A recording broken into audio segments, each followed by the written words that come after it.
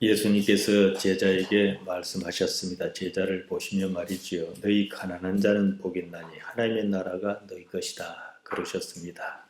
어째서 가난하다는 것이 복이 있는 것인지, 또한 우리는 과연 복 있는 사람인지 오늘부터 다음 주까지 말씀드리겠습니다. 모든 사람은 죽습니다. 나도 죽을 줄 압니다. 나이가 들면서 이것이 죽는 것을 봅니다. 죽은 친구도 있습니다. 그러면 나도 얼마 더 살다 죽겠구나 잘 압니다.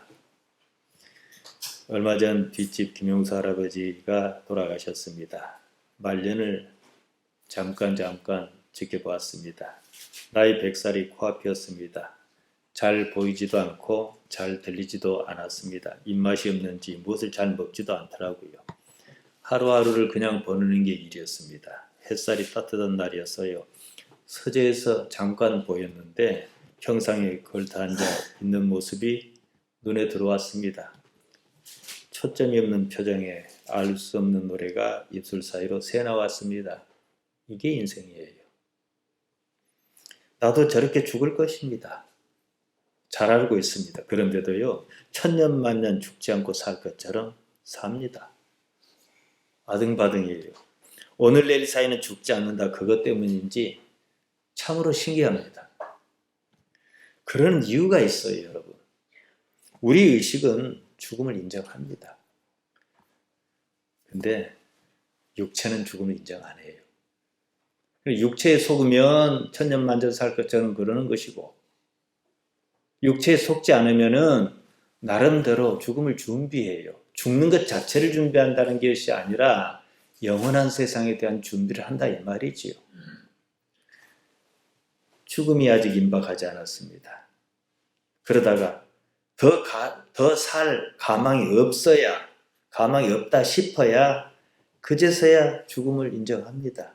그때는 너무 급해요. 죽음이 코앞에 닥치기 전까지 육체는 결코 죽음을 인정하지 않습니다. 조금이라도 살만하면 마치 영원히 살 것처럼 그런다는 겁니다. 이유가 있어요. 그래야 하루라도 더 살려고 애쓸 것이기 때문이에요. 좀 살아서 30이나 40 이 정도 나이였는데 다 알아버렸어. 나는 더 안 살란다. 그럼 어쩔 겁니까? 그렇게 자꾸 살 욕망을 집어넣어 주는 거예요. 대개 여기 속습니다. 그래서 당장 죽기 직전까지는 어떻게든 살려고 발버둥칩니다. 그러고 만다면 영에 속한 사람은 아닙니다. 그는 육체에 속한 사람입니다. 나라는 사람의 본질은 육체가 아니에요. 영입니다. 육체는 부모로부터 납니다. 영은 하나님께로부터 납니다. 육체는 얼마 살다 죽습니다. 영은 영원합니다.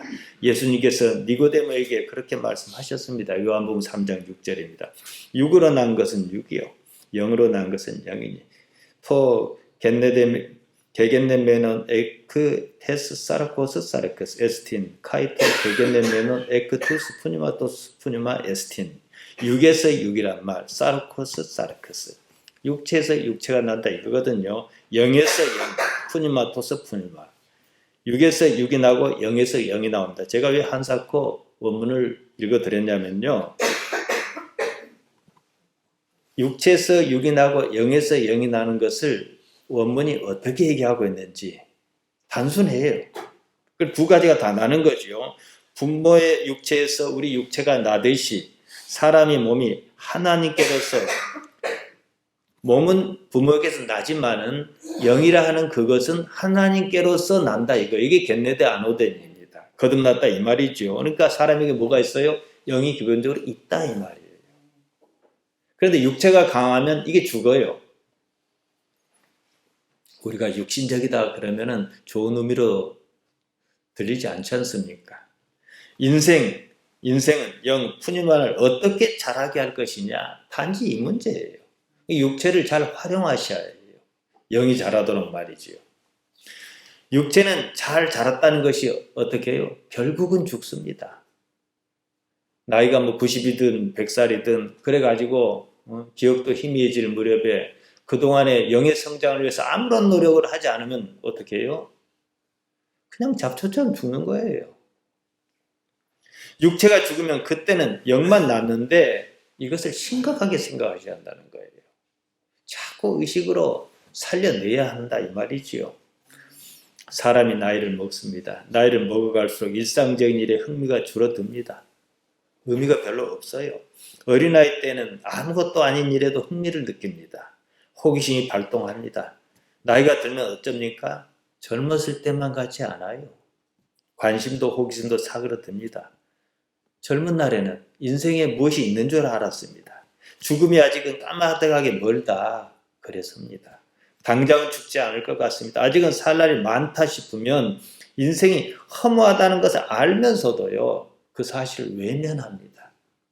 아이고 어서 죽어야지 그래요. 그럼 손주가 그러면 할머니 내일이라도 죽으면 어떨까요? 그러면 싫어해요. 그러니까 왜 그러냐? 그러니까 육이 강하다는 것은 뭐예요? 상대적으로 시소처럼 영혼의 성장을 위해서 노력을 별로 안 했다는 얘기예요. 죽고 싶지 않은 사람은 육체에 속한 사람이에요. 죽는다는 것은 육체의 문제거든요. 그렇다고 일부러 죽을 이유는 없습니다. 하지만은 왜 내가 살아있는가는 생각해야 한다는 거예요. 막상 죽음이 닥쳤습니다. 이제는 더는 살 수 없겠구나 싶습니다. 정말로 죽는가 보다 합니다. 그제서야 젊은 날에 품었던 이상과 꿈이 부질없다고 받아들입니다. 그때 육체가 이제 포기해요. 말기암 환자를 봐도 그렇습니다. 인생이 무상하다 그럽니다. 사실은요, 인생은 하나님을 아는 것 말고는 아무런 의미가 없습니다. 잘 살아도 죽고 못 살아도 죽고 죽기는 매일 밤, 죽으면 공평해요. 돈 있으면 좀 더 살 뿐이에요. 육체와 함께 죽는 것은 원래 의미가 없습니다. 육체가 죽을 때 남는 것이 무엇이냐, 이것을 생각해야 한다 이 말씀입니다. 이렇게 말하면 다들 이해해요. 그런데도 내일이면 어제와 똑같은 삶을 삽니다. 뭐가 있을 것처럼 살아요. 아직 육체에서 벗어나지 못했다 이 말입니다. 영 푸뉴마가 충분히 성장하지 않아서 그렇습니다. 육체에 속해서 그럽니다. 아직 육체를 믿는다 이 말입니다. 다윗의 아들 전도자가 말했습니다. 전도서 1장 2절입니다. 헛되고 헛되며 헛되고 헛되니 모든 것이 헛되도다. 인생을 살아보았다는 사람의 노래입니다.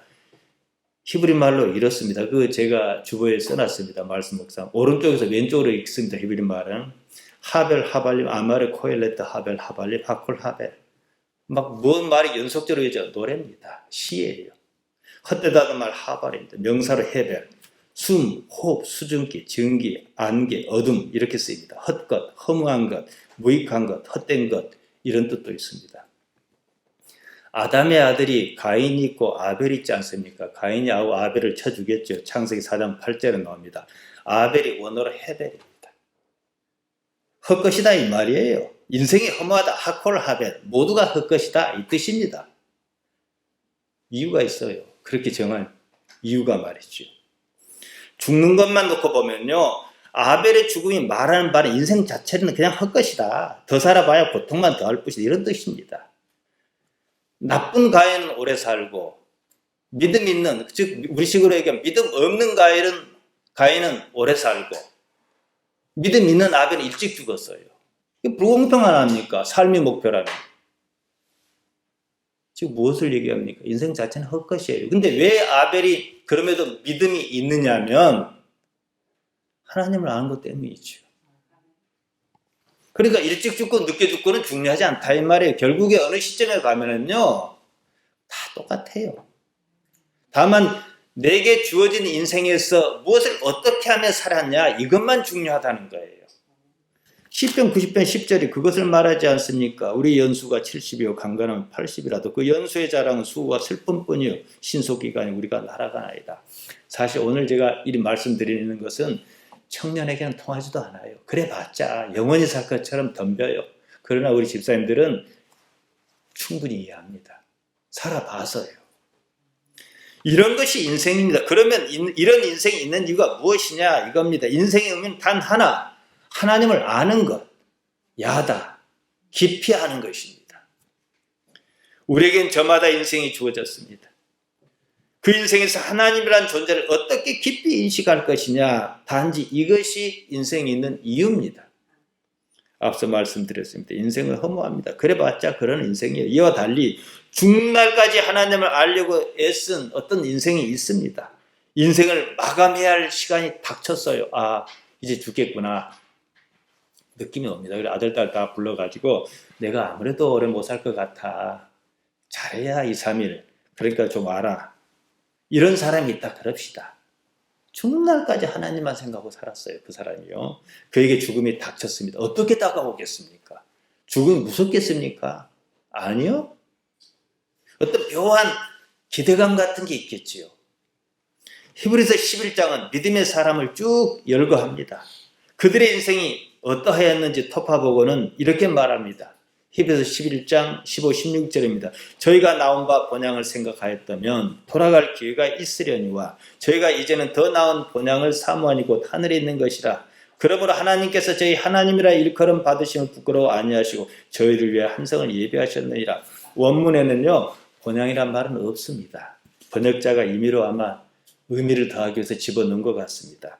저희가 나온 바 본향을 생각하였다면 나온이란 말이 중요해요. 먼 곳으로부터 나오다 에크바이노입니다. 나온 데가 있으면 돌아갈 데가 있지 않겠느냐 이 말이에요. 그래서 본향이란 말을 쓴 겁니다. 인생의 근원이 있고 주체가 있습니다. 나는 인생의 근원이 아닙니다. 나를 있게 하신 이가 분명히 있습니다. 우리가 태어나고 싶어 태어난 것 아닙니다. 마음대로 이 세상에 나오지도 않았습니다. 나를 나오게 한 이가 누구겠느냐는 거예요. 우리 부모입니까?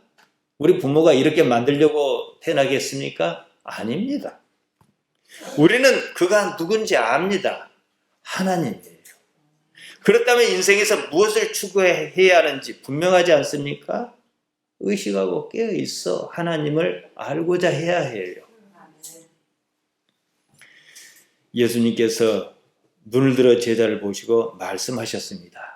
눈을 들어 제자를 보시고 이 분위기에 대한 어떤 감이 잡힙니다. 이런 말을 하면 어느 정도 통할 것이다. 지금 이 말씀이에요. 물론 받아들이지는 못했지만 그 당시에는요. 누가복음 6장 20절 21절입니다. 가난한 자는 복이 있나니 하나님 나라가 너희 것이며 이제 줄인 자는 복이 있나니 너희가 배부름을 얻을 것이며 이제 우는 자는 복이 있나니 너희가 웃을 것이며. 무슨 말씀입니까? 같은 내용이 마태복음 5장 3절 4절에 나옵니다. 심령이 가난한 자는 복이 있나니 저희 천국이 저희 것이며 애통하는 자는 복이 있나니 저희가 위로를 받을 것이며. 심령이란 말 말씀드렸습니다. 푸념합니다. 영입니다. 그냥 영이에요. 심령이나 성령이나 그냥 영이나 모두 구분 없이 영입니다. 번역에 주의해야 합니다. 영이 가난해야 복이 있다. 무슨 말씀입니까? 영이 무슨 부하기도 하고 뭐 가난하기도 하고 그런답니까?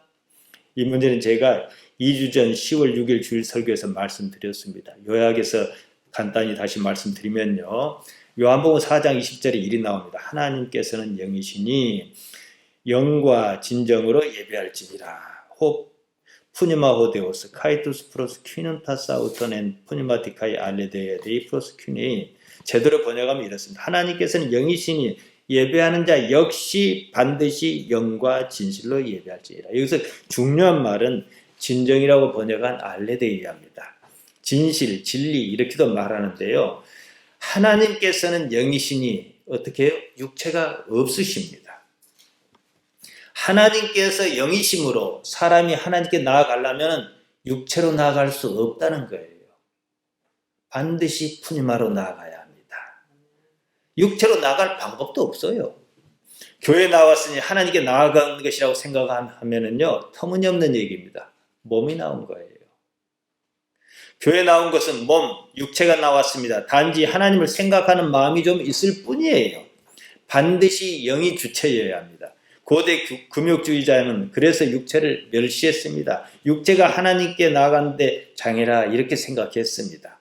육체를 멸시하는 것이 능사는 아닙니다. 어떻게 영을 살려낼 것이냐 이렇게 접근해야 합니다. 사람은 하나님께로부터 나왔습니다. 그래서 하나님께로 돌아가는 것, 이것이 인생이라고 말씀드렸습니다. 하나님께로부터 나온 이상 사람에게는 하나님과 같은 영이 있습니다. 푸니마가요. 있어요. 기본적으로는요.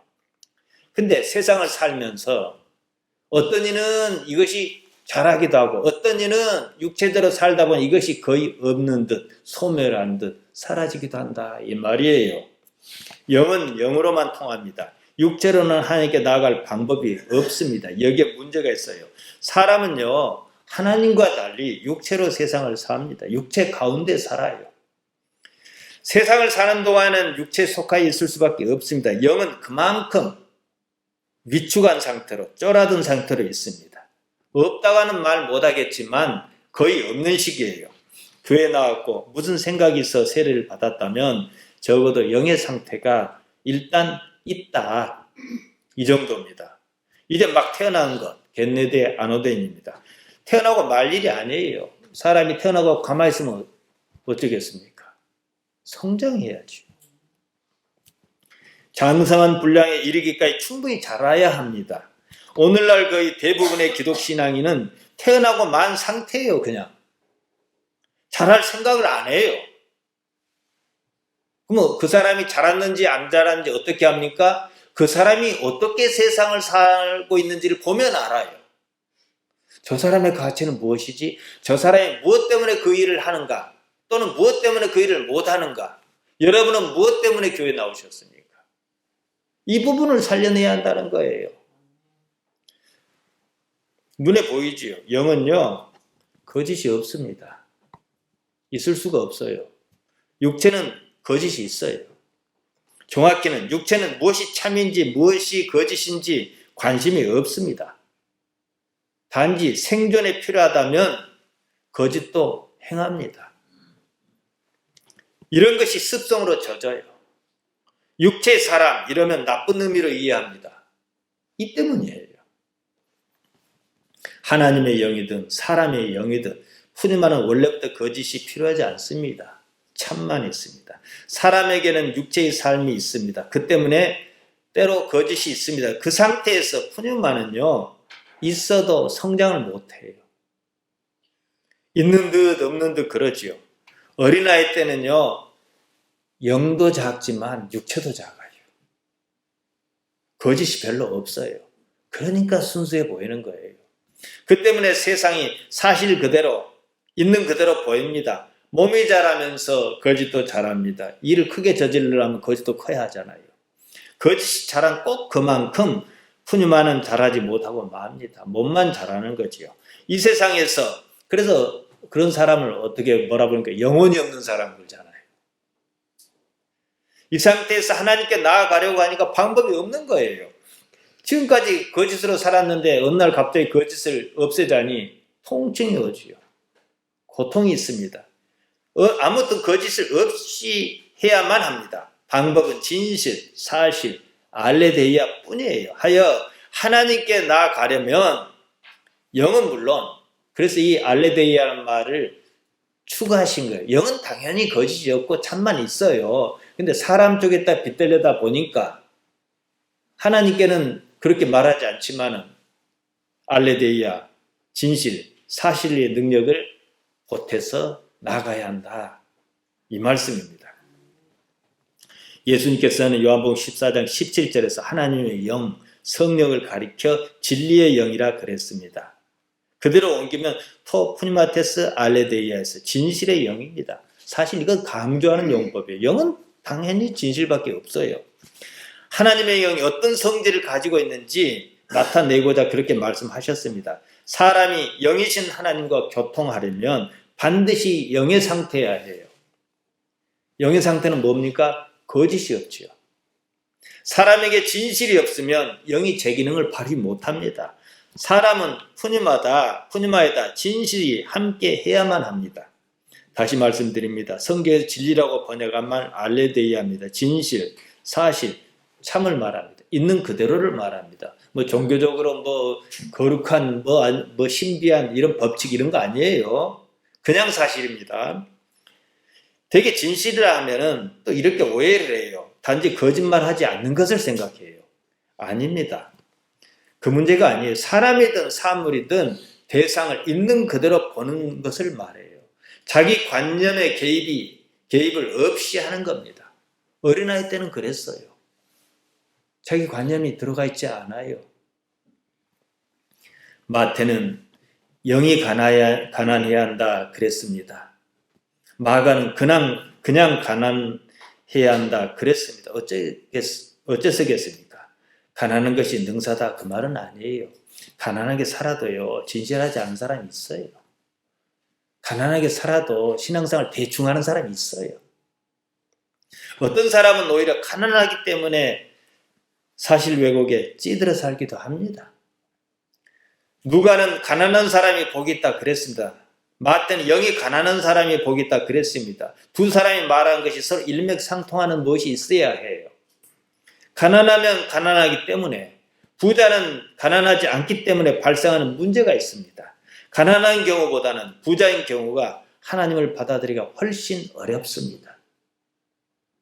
우리는 부하기를 바랍니다. 많은 재물을 얻는 것이 복이라고 말합니다. 대개 신앙인이 그렇게 생각합니다. 그런 사람에게 재물은 그 자체가 신의 경지에 속하는 것입니다. 그런 상황이라면 재물은 진실을, 사실을, 알레데이아를 왜곡하기 십상입니다. 누가복음 12장에 나온 어리석은 부자 비유가 그것입니다. 가난의 의미를 아는 사람은요, 가난 그 자체가 복이라는 사실을 압니다. 거기다 한 가지 의미가 되어 있습니다. 가난한 사람은 왜 복인 줄 아십니까? 하나님의 도우심이 필요한 사람이거든요. 그래서 복 있는 거예요. 왜 병든 자를 찾습니까? 의원을 필요로 하지 않습니까? 왜 죄인을 찾습니까? 자기가 죄가 있다는 걸 알기 때문에 예수님께 나오는 거거든요. 하나님을 필요로 하는 가난, 그것이 복이라는 것이지 가난 자체가 복이란 건 아니에요. 그러니까 내가 부자의 능력을 갖추지 못했다 그럽시다. 구하면 막 교만해지고 신앙생활도 엉망으로 해요. 그러면 가난한 게 복이지요. 다는 아니지만 거의 대부분이 그렇습니다. 줄인 자는 하나님으로 배부를 것입니다. 우는 자는 하나님으로 울음이 그칠 것입니다. 결국 뭡니까? 하나님입니다. 가난하냐 마냐가 아니에요. 무엇으로 살 것이냐 이겁니다. 배부르고 울음이 그치고 그런 것 두 번째지요. 하나님을 추구하는 그런 삶이냐 이것을 말합니다. 마가가 말한 애통한 자의 복도 마찬가지예요. 애통 자체가 복이라는 게 아닙니다. 그 때문에 하나님의 위로가 있다. 하나님으로부터 위로를 받을 것이다. 그 위로에 뭐가 있습니까? 관계가 있지요. 하나님과 어떤 관계냐 이 문제입니다. 그 마태에서 애통한 펜대한 삶의 상황이 하나님을 파락하려고 요청합니다. 위로란 말, 위로라고 번역했는데 파락하려고 요청하다는 거예요. 하나님을 요청한다는 거예요. 내 삶이 하나님을 요청하는 삶이냐 이거예요. 아무리 생각해도 나는 하나님이 그렇게 필요하지 않다 이런 사람이 덜어 있어요. 뭐 아픈 데도 없지. 그렇다고 뭐 떼부자는 아니지만 먹고 살만하지. 다달에 돈 들어온 데 있지. 집에서 나가라고 주인이 그런 전셋집 사는 것도 아니지. 아무리 생각해도 나는 하나님 별로 안 필요해. 참 그러면 힘듭니다. 그러지 않겠습니까? 무언가 하나님이 필요해야 해요. 그것이 물질적이든 뭐 의식적이든 정신적이든 영적이든. 좀 송구한 말씀 같습니다. 제가 송구할 건 없습니다만은 그래서 우리 삶도 고통이 있어요. 자식 문제로, 남편 문제로, 뭔 문제로 있는 거예요. 그러니까 그게 옳다는 게 아니라 그 의미를 이해하면 훨씬 줄어들어요. 이래서 그 일이구나. 아, 이래서 나는 부자가 아니어도 괜찮겠구나. 있으면 있는 대로 즐겁게 살면 그만인 거거든요. 그러면 하나님 안에서 말이지요. 하나님과 관계가 있는 삶이냐 없는 삶이냐 오로지 이것을 말합니다. 물질 문제에서 꼭 가난해야만 하는가. 우리 신앙, 여느 신앙과 관점이 다릅니다. 하지만 불교가 특히 그렇습니다만 대부분의 고등종은 청빈을 요구합니다. 김동호 목사가 순교했을 때 청부를 말했습니다. 깨끗한 부자다. 과연 그것이 가능하겠는가? 그렇다면 대단한 능력자여야 할 것입니다. 김동호 목사는 청부론이다 이렇게 말을 만들었는데요. 그가 그렇게 말할 땐 그만한 이유가 있을 것입니다. 그러나 저러나 그 말이 그 말이에요. 우리 신앙은 재물에 관하여 청빈도 아니고 청부도 아닙니다. 초월을 말합니다. 초월하면 뭐예요? 끌어당긴 건 아니에요. 저만치 밀치는 것이지. 재물을 가지고 있느냐 없느냐와 상관없이 하나님과의 관계가 어떻느냐 이겁니다. 김동호 목사는 뭐 그럴 수 있다고 본 모양입니다. 하나님께 택한 어떤 사람이 있습니다. 재물이 많아 하나님과 관계가 멀어진다면 그는 마땅히 망해야 합니다. 재물을 탈탈 털리고 하나님께 되돌아온 그런 비유를 예수님이 말씀하셨습니다. 누가복음 15장 11절 이하에 나온 돌아온 작은 아들 비유가 그것입니다. 이조차도 아버지의 입장을 그 얘기는 비웁니다. 보면은 재물에 별로 신경 쓰지 않아요. 왔느냐 안 왔느냐 나하고 어떤 관계는 이것만 신경 쓰는 거거든요. 그러니까 우리가 무엇을 신경 써야겠어요? 하나님과 관계예요. 없이 사는 사람이 하나님과 관계 좋지 못합니다. 없는 형편에도 하나님을 모른다면 그 사람 있으면 더 몰라요. 이건 무서운 얘기입니다. 이것은요. 어쩌다 없던 재물이 생겼어요. 그 때문에 하나님을 안 사람이 간혹 있어요. 정말 복 있는 사람이에요. 재물은 그런 용도입니다. 재물이 있든 없든 재물은 하나님과 관계를 좋게 하는 것이어야만 합니다. 여기에 대해서 바울이 말했습니다. 빌립보 4장 11절입니다. 내가 비천에 처할 줄도 알고 풍부에 처할 줄도 알아. 모든 일에 배부르며 배고픔과 풍부와 궁핍에 일체의 비결을 배웠노라. 배가 고프다고 주님, 배가 불러도 주님. 이게 비결이에요. 모든 사건은 나와 하나님을 관계 짓게 하는 매개일 뿐이에요. 인생이 그렇습니다. 신앙은 재물이 많고 적은 그런 것 아닙니다. 있으면 있어서 하나님께 더 가까이 나아가고 없으면 우리 없기 때문에 하나님을 찾아야 한다 이거지요. 하나님 앞에서 재물은 다다익선, 많으면 많을수록 좋은 것이 아닙니다, 여러분. 이것을 제대로 이해하지 못한 오늘날 많은 사람들이 이른바 번영신학에 빠졌습니다. 그건 신학도 아니고 뭣도 아닙니다. 김동호 목사의 청구로는 청빈이 능사가 아니라는 지적은 옳습니다. 하지만 번영신학의 틀을 벗어나지 못합니다. 한때 로버트 슐러의 적극적인 사고 방식이라든지 조엘 오스틴 목사의 잘되는 나라든지 이런 책 불티나게 팔렸습니다. 번영신학의 기초를 둡니다. 그것이 문제인 것은 가난한 자가 복이 있다는 누가의 복음을 설명할 방법이 없어요. 설명하지도 않고 외면해버립니다. 모르긴 해도 번영신학을 주장한 사람은 누가복음 6장 20절보다 마태복음 5장 8절 더 선호할 것입니다. 심령이 가난하다 그러면은 책임을 심령에 넘겨버릴 수 있을 것 같으니까 말이죠. 어차피 잘 알지 못한 영의 문제로 추상화시켜버리고 맙니다. 심령은 가난하기로 하고 몸은 부자로 살자 그거지요. 청부론이 그렇습니다. 말은 그럴듯하지만요 불가능합니다. 몸의 삶, 몸을 가난하게 유지하는 것보다 영을 가난하게 유지하는 것이 사실상 더 어렵습니다. 육체의 가난은 돈만 없으면 가능해요. 영이 가난하다는 것은 보통 사람에서 불가능합니다. 영이 무엇인지도 모르고 영이 자라나지도 않는데 어떻게 가난해요? 또 자라났다 해도 말이죠. 불가능해요. 더러는 육체는 가난하겠지만 영이 부자인 사람이 있어요. 하나님을 받아들일 여지가 없습니다. 교만한 사람이에요. 다 알아요. 부족한 것 없어요. 교만한 사람입니다. 번영신학은 이처럼 자기 모순을 안고 있습니다. 이것이 우리나라를 지난 수십 년을 지켜왔어요. 부자라는 목표는 전혀 손댈 생각이 없습니다. 그래놓고 어떻게든 거기다 짜맞추려 해요. 청교도가 나중에 가서는 청교도적이지 않던 말이에요. 16세기 후반 영국 국교도에 반대에 생겨난 교파 청교도 아닙니까? 이것은 깔병주의를 바탕으로 발전합니다. 모든 쾌락을 죄악시하고 금욕주로 나아갔습니다. 나중 미국으로 건너가 오늘날 미국 교회의 근본 기독교 이것을 형성하고 있습니다. 지금 미국의 모습을 보세요. 좋은 점도 있긴 있지만 어딘가 좀 이상하지 않습니까? 이것이 그대로 우리나라에 들어왔습니다. 지금 주류의 청교도는 몸도 마음도 영혼도 가난하지 않습니다. 가난을 말해놓고 가난하지 않아요. 이상하지 않습니까? 지금 날이면 날마다 사고치는 전 아무개 목사, 장 아무개 목사 모두 신앙 기반이 뭔지 압니까? 청교도예요. 이상하잖아요. 아무도 금욕을 실천하지 않습니다. 실천한다 해도 물론 문제입니다. 청교도란 말 그냥 구애진하지 않습니다. 그래야만 자신의 존재 가치가 드러나기 때문입니다. 그러니까 도문제는 용인하고 동성애를 옹호하느니 마느니 지엽적인 문제를 물고 늘어지는 거예요. 예수님께서 사회가 하실 당시 서기관과 바리새인이 그랬던 것과 하나도 다르지 않습니다. 예수님께서 가난한 자가 복이 있다. 분명히 그러셨습니다. 뒤집어서 말하면 부자는 복이 없다 이 말이에요. 그러므로 청부는 앞뒤가 맞지 않습니다. 예수님께서 부자에 대하여 이렇게 말씀하셨습니다. 마가복음 10장 25절입니다. 약대가 바늘기로 나가는 것이 부자가 하늘 나라에 들어가는 것보다 쉬우니라. 예수님의 말씀에 따르면 적극적으로 가난해야 합니다. 하나님의 도우심을 필요한 상태로 만들어야 하기 때문입니다. 부자로서는 예수님께서 하신 말씀을 도저히 실현하기가 어렵습니다.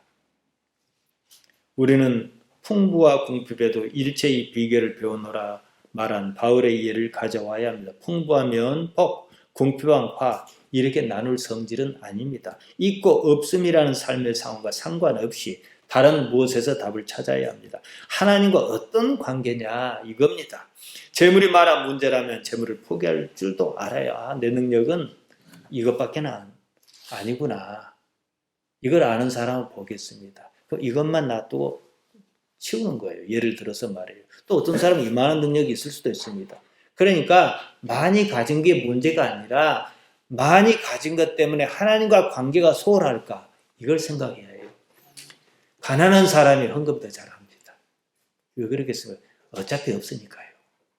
나쁘게 생각하면. 그래 이게 신비예요. 무슨 뜻인지 아시겠지만 부자는 더 챙겨야 하니까 아까워요. 하나님과 관계 어떠냐 이겁니다. 대개는 이 문제에 대해서 외면합니다. 그래서 복을 강조합니다. 안타깝지만 대부분의 경우 돈이 많아 복이 있는 상황보다는 가난하여 복이 없는 상황에서 하나님을 알아차리기가 더 쉽다는 사실입니다. 누가복음 16장 13절에서 예수님께서는 하나님과 재물을 겸하여 섬길 수 없다 그러셨습니다. 상황이 그렇다면 우리가 어떻게 해야겠습니까? 가난하냐 부자냐 이걸 말하는 것 아닙니다. 다시 말씀드리면 무엇이 어떤 삶의 상태가 하나님을 더 가까이 하겠느냐 이겁니다. 이런 말씀을 드리면 어쩔런지 모르겠습니다만 제가 섬에 들어온 지가 다른 데 있지 않아요. 저는 육지에서 목회할 능력이 없었어요. 그럴 자신도 없었어요. 많은 상황을 부딪혀야 하는데 이걸 젊은 나이에 그걸 할 방법이 없었어요. 섬은 이렇게 좀 그때 당시만 하더라도 좀 폐쇄적이고 갇혀 있으니까 그냥 목사로 사는데 어려움은 없습니다. 어떻게 보면요. 지금 사회가 어떻습니까? 왜 무엇을 밝히면 가난하면 힘이 없고 자기 권리조차 내세우기 어렵기 때문이 아니겠습니까?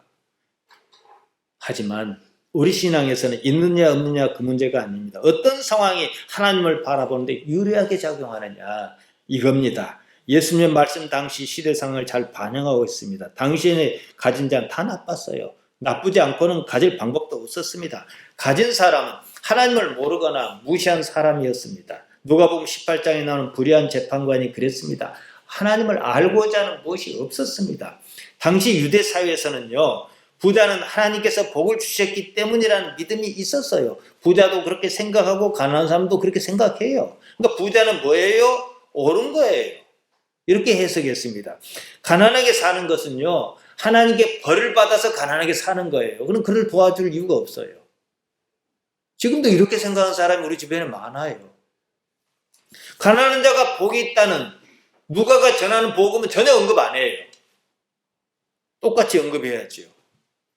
바로 예수님께서는 그 시대의 이런 관념을 부정하신 거예요. 아무도 가난한 자가 복이 있다 한 사람이 없어요. 바리새인도 사두개인도 가난한 자는 복이 없는 거예요. 하나님께 벌을 받아서 가난하게 사는 거예요. 나는 무엇인가 잘했기 때문에 하나님께 복을 받아 이렇게 잘 사는 거예요. 이걸 부정하셨죠. 이해하시겠습니까? 사회복지 기반을 잘 갖춘 지금 우리 시대에는 그와는 많이 다릅니다. 여기서 가난은 마음을 낮추는 효과가 있을 뿐입니다. 그렇다면 여느 종교가 추구하는 바와 별로 다르지 않습니다. 가난은요, 일용할 양식을 구하게 합니다. 이게 중요해요. 누구에게요? 하나님께요. 그런 상태는 언제나 지금 상황에 집중하게 합니다. 지금 당장 먹을 것이 문제이기 때문입니다. 이것이 중요해요. 예수님께서 우리에게 요구하시는 바는 이겁니다. 지금 당장입니다. 내일 아니에요. 지금 여기입니다. 마태복음 6장 34절입니다. 그러므로 내일 일을 위하여 염려하지 말라. 내일 일은 내일 염려할 것이요 한날 괴로움은 그날에 할 것이다. 앞에도 말씀드렸습니다. 우리 신앙은 하나님께서 살아계시다는 사실과 우리를 돌보고 계신다는 사실을 말합니다. 그것이 아니라면 우리 믿음은 정말로 아무것도 아닙니다. 그렇다면 무엇을 먹을까, 무엇을 마실까, 무엇을 입을까 염려할 일이 아니지요. 그런 것이 우리에게 있어야 한다는 사실을 누구보다도 하늘아버지께서 잘 알고 계신다 그랬습니다.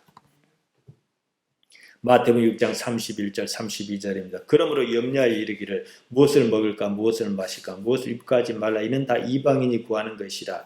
너희 천부께서 이 모든 것이 너희에게 있어야 할 줄 아시느니라 그랬습니다. 그렇다면 지금 우리가 할 일은 무엇이겠습니까? 마태복음 6장 33절입니다. 너희는 먼저 그의 나라와 그의 의를 구하라. 그리하면 이 모든 것을 너희에게 더하시리라. 이 모든 건 그냥 따라오는 것이다 이거예요. 이 모든 것을 위하여 하나님 나라를 구한다고 야단치지 말라 이거 아닙니다. 하나님의 나라와 하나님의 정의를 구하는 것, 이것이 우리가 가장 유일한 일이고 관심사입니다. 지금 내가 사는 이 삶에서 하나님께 어떻게 살아 계셔서 돌보고 계신다는 사실 알아차리는 일, 이게 인생이 있는 일입니다. 지금까지 교회는 그의 나라와 그의 의를 구하라는 말씀으로 성도의 헌신과 고난을 정당화했습니다. 그러면 복 주신다, 부자 만들어 주신다 그랬습니다. 그렇게 번영으로 회유합니다. 그것도 여의치 않으면 고난과 벌로 협박합니다. 돈이 많아 부자로 살든 돈이 없어 가난하게 살든 죽음은 공평하게 찾아옵니다. 천국 가는데 노자가 꼭 있어야 한다면 모르겠습니다만은요. 지금 이 삶에서 하나님을 알아차리지 못하면 모두가 헛것입니다. 인생은 아무리 잘 살아도 그만, 못 살아도 그만입니다. 돈이 많으면 요새는 의료시설이 좋아서 조금 더 살 뿐이에요. 근데 조금 더 사는 삶이 젊었을 때 사는 거와는 달라요. 그렇다 해서 죽음을 어쩌지는 못합니다. 죽음은 참 공평하게 누구든지 반갑게 맞이합니다. 죽는 순간에 남는 그것이 영원합니다. 평생을 살며 하나님만 최고 가치로 추구하는 어떤 사람이 있습니다. 그가 죽을 때 어쩌겠습니까? 그런 삶이어야 한다 이거지요. 우리의 관심은 지금 여기입니다. 하나님과 접촉하는 유일한 시공간이 지금 여기이기 때문입니다. 어떻게 하면 쉽게 깨어있을까? 저는 항상 생각했습니다. 저는 설교할 때 설교 시간 때우려고 시를 인용하거나 그러지는 않습니다. 왜냐하면 자칫 감성으로 뭉개기 쉽기 때문입니다. 시라는 것이 구체성이 별로 없어요. 상징과 은유의 가치는 있습니다. 그럼에도 오늘은 시 한 편을 소개하려고 합니다. 김춘수의 꽃입니다. 내가 그의 이름을 불러주기 전에는 그는 다만 하나의 몸짓에 지나지 않았다. 내가 그의 이름을 불러주었을 때 그는 나에게로 와서 꽃이 되었다. 내가 그의 이름을 불러준 것처럼 나는 이 빛깔과 향기에 알맞은 누가 나의 이름을 불러다오. 그에게로 가서 나도 그의 꽃이 되고 싶다. 우리들은 모두 무엇이 되고 싶다. 너는 나에게 나는 너에게 잊히지 않은 하나의 눈짓이 되고 싶다. 관계를 말합니다. 의미를 부여할 때 의미가 살아나고 관계가 더 커진다. 하나님께 대해서 의미를 부여할 때 하나님께서는 나에게 어떤 의미고 하나님께서는 또 나에게 나는 하나님께 어떤 의미일 수 있다는 거예요. 근데 이 시가 그걸 얘기하는 것이 아니라 우리는 일상을 그냥 지나쳐요. 왜 지나칩니까? 몸이 이익이라고 판단하는 것만 안 지나쳐요. 이 문제라는 거예요. 딱 보면 이익이 없는 거예요. 그럼 지나친 거예요. 생각해 보세요. 교회 나온 것이 얼마나 이익이라고 생각하면 길을 쓰고 나오고 오지 말라도 나오고 싸워도 나올 거예요. 이익이 아니니까 이런 핑계 저런 핑계 대해서 안 나오고 그런 거예요. 이건 우리가 의식으로 얼마든지 조절 가능합니다. 이름을 불러주었다는 것은 의미를 부여했다 이 말입니다. 이름을 불러줌으로 오늘날 그는 나에게 의미 있는 존재로 다가왔습니다. 내가 그에게 의미를 부여하기 전에는 그는 나에게 단지 평범한 일상 중 하나였습니다. 실제 그렇습니다. 강단의 꽃이 있으면 그만 없으면 그만이에요. 밋밋하게 생각하면. 그러나 나는 여기에다 의미를 부여하는 거예요. 이게 인간이에요. 우리가 인생 이리 살아도 그만 저리 살아도 그만이 우리가 보인 대로만 한다면 하지만 나는 그렇게 살지 않겠다. 하나님이라고 하는 의미에 내 자신을 얹겠다. 이게 신앙적 의지입니다. 무엇을 위해 사시겠습니까? 이래 죽어도 죽을 것이고 이래 살아도 죽을 것이고 저래 살아도 죽을 겁니다. 집에 기르는 강아지에게 이름을 붙여줍니다. 이름이 없어도 강아지고요. 이름이 있어도 강아지입니다. 강아지가 둘이 있는 것도 아니고 이름을 붙여주었다는 것은 너를 그만큼 의미 있는 존재로 대하겠다 이겁니다. 성경에 이와 같은 내용이 있어요. 창세기 2장 19, 20절입니다. 여호와 하나님께서 흙으로 각종 들짐승과 공중의 각종 새를 지으시고 아담이 어떻게 이름을 짓나 보시려고 아담이 이름 지었어요. 하나님 이름 지은 거 아니에요. 왜 그랬겠습니까? 하나님이 다 지어놓고 아담아 이건 꽃이다. 이건 마이크다. 이러면 하나님과 그 꽃과의 관계를 있을지 몰라도 아담하고 관계가 없어요. 자기 스스로 이름을 지어서 이건 꽃이라 하겠다. 이건 마이크라 하겠다. 이건 컵이라 하겠다 했을 때 관계가 생기는 거예요. 아담 자신이 접하는 대상의 의미를 받아들이게 하셨다 이겁니다. 삶은요 일상입니다. 매일처럼 반복하는 일이 우리 삶에 있습니다. 삶은 일상적인 일과 사물에 깊이 관계하고 있습니다. 우리가 이것을 지나치지요. 삶이 관계하고 있는 대상에 대하여 의미를 두면 둘수록 삶은 의미가 있습니다. 의미를 두지 않을수록 삶은 의미가 없고 맙니다. 사람은 마주돼야 하는 대상에 대하여 습관적으로 판단합니다. 의미가 있는가 없는가. 그러면 이때 의미는 뭡니까? 이익이에요. 이익이 있는가 없는가. 그래서 제가 일상이란 말을 지금 계속해서 쓰는 겁니다. 이익이 있다는 판단을 섰을 때만 의미를 두려고 해요. 이때 의미는 이해관계. 무엇이 이익인가 이거죠. 왜요? 육체가 그러는 거예요. 생존하려고. 성경이 말하는 죄 한마디 대화가 거기서 생깁니다. 인생에서 불행은 이처럼 사람이 자신의 판단에 따라 선택적으로 의미를 부여하기 때문에 일어나는 삶의 현상입니다. 동물은 그런 것이 없어요. 보통의 경우 판단은 육체가 합니다. 예수님께서 그것을 지적하셨습니다. 요한복음 8장 15절입니다. 너희는 육체를 따라 판단하나 나는 아무도 판단하지 아니하노라. 나도 육체를 따라 판단 안 하겠다 이거예요. 육체는 참과 거짓을 구분하지 않습니다. 생존에 무엇이 이기냐. 다행히 참이면 좋겠지만 거짓이라도 괜찮다 이거예요. 육체는요. 오로지 그것만 따집니다. 판단이 거기서 나옵니다. 그 판단은 참이 아니지요. 예수님께서 육체로서 판단하지 않겠다 그러셨습니다. 그럼 무엇으로 판단하시겠다는 겁니까? 바로 뒤에 나옵니다. 요한복음 8장 16절입니다. 만일 내가 판단하여도 내 판단은 참되니 안 하겠다는 말씀은 안 하셨어요. 할 땐 하겠다. 근데 근거가 있다는 거예요. 내가 혼자 있는 것이 아니요 나를 보내시는 나와 함께 계심이라. 하나님과 함께 있을 때. 자, 아까 영이 영을 만난다 말씀드렸죠. 요한복음 4장 20절, 24절 가지고요. 판단은 육체로 하지 않는 거예요. 하나님과 함께 있는 것은 몸이 아니에요. 영이지요. 그래서 육체로는 판단 안 하지만 영으로는 하겠다. 왜냐? 그건 참이거든요. 이게 신앙적 직관입니다. 이제 신앙의 영성이 깊어지면은 뭐 방언을 못 해도 상관없고 예언을 못 해도 상관없어요. 하지만 이런 직관력이 생겨요. 그러면 이 직관력은 내 요구와 다를 때도 있다는 것도 알아요. 내 요구는 요거지만 이걸 나는 포기해요. 이걸 선택하기도 해요. 이게 영성입니다. 오늘은 여기서 마치려고 합니다. 다음 주에 겨우 본론 들어가다 말았습니다만 다음 주에 마무리 짓겠습니다. 육체가 아닌 무엇입니까? 영, 혼유합니다. 이것을 생각하고 사셔야 해요. 바울이 로마서 8장 13절에서 말한 바 육체에 따라 살면 반드시 죽습니다. 잘 생각해야 해요. 다른 가치로 살기를 하나님을 앙망하고 사모하는 것 여기에 딱 방점을 찍는 육체조차도 이용을 해야 해요. 뭐 육체가 나를 안 데려다주면 지금으로서는 방법이 없어요. 예배당에 올 방법이요. 그러니까 그때 이용을 하는 거예요. 가기 싫어요. 그러면 육체를 좀 기분 좋게 그래도 가야 하지 않겠냐 하고 달래요. 그럼 또 말을 들어요. 육체는 좀 바보스러운 데가 있거든요. 그래서 이 의식이 나를 끌고 가도록 해야 해요. 그래서 하나님과 깊은 관계 이런 가치로 살기를 예수님의 이름으로 축복하며 부탁드립니다.